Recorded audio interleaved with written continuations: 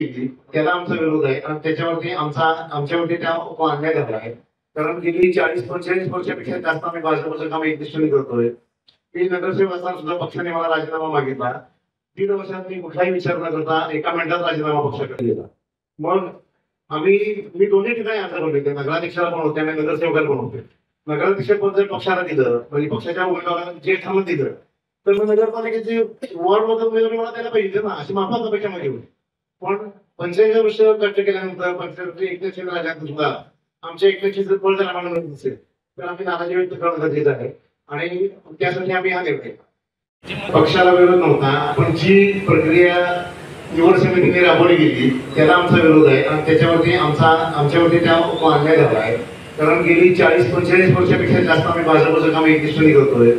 मी नगरसेवक असताना सुद्धा पक्षाने मला राजीनामा मागितला. 3 वर्षात मी कुठलाही विचार न करता एका मिनिटात राजीनामा पक्षाकडे दिला. मग मी दोन्ही ठिकाणी अर्ज भरले, नगराध्यक्षाला पण होते आणि नगरसेवकाला पण होते. नगराध्यक्ष पद जर पक्षाला दिलं म्हणजे पक्षाच्या उमेदवाराला ज्येष्ठांना दिलं तर मग नगरपालिकेची वॉर्ड मध्ये उमेदवारी मला द्यायला पाहिजे ना, अशी माफक अपेक्षा माझी होती. पण